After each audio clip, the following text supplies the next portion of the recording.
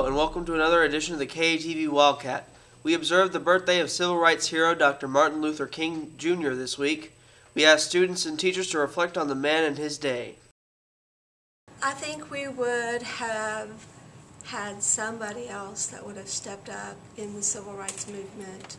I think it would have taken a longer time period. I think he was one that led it and got us there faster. It would have taken somebody else. I think he stepped up in front and got us there. He brought us to that forefront and led us. I think eventually we'd have gotten there, but he got the ball rolling. He was a great leader in that regards. But I think America and Americans, there would have been somebody else to follow and bring us there.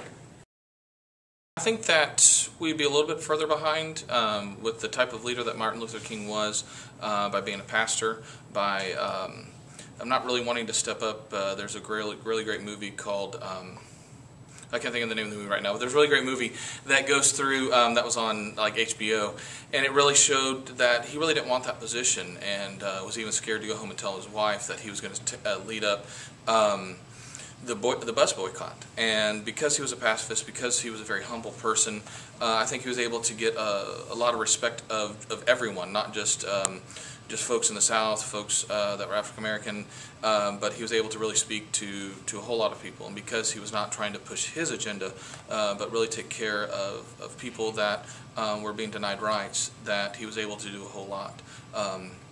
Fortunately, we won't be able to see what he could have ended up accomplishing because of what happened at the Lone Rain Motel in Memphis when he was assassinated. But I think we'd be a little further behind. I think the peaceful movement that it was, where people were asking for rights and were doing it respectfully and with dignity, that wouldn't have happened.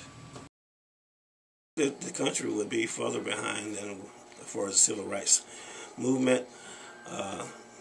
Certain people are destined through the inspiration of God to do certain things, and Dr. King was one of those people who was inspirational, and he was inspired through the leadership, through God's inspiration to move and to be a part of a movement that caused America to become a much better country and a much better place to live for all nationalities and races.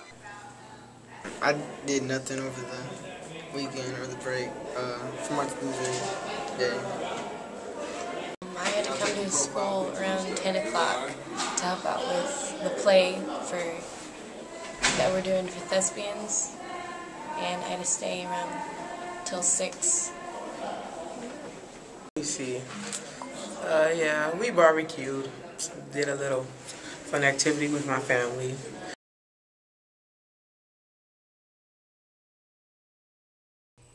Here's news you can use. A common object nearly everyone has could be a source of contagion and sickness. Taylor Ring reports. You may have heard some of the fuss about cell phone radiation, but you may have not known that your cell phone can be harmful to your health in another way. Cell phones can be an incubator for harmful bacteria like E. coli. So in essence, it's dirtier than your toilet seat. It's dirtier than my toilet seat. That is disgusting. That's just not cool. No, I don't want to touch it anymore. Thank you very much. We asked some students whether they disinfect their phones and got a pretty typical answer. Sometimes it just depends. Like if the screen's messy, yeah. But yeah. I don't really clean mine. Well, I do if my mom uses it or if somebody else uses it, then I do. But if only I use it, then I don't clean it. While you may want to clean your phone 3 times a day after hearing this, once a week is sufficient enough to be sanitary. This is Taylor Ring, KATV News. That's all for now. We'll see you back here soon for another edition of the KATV Wildcat.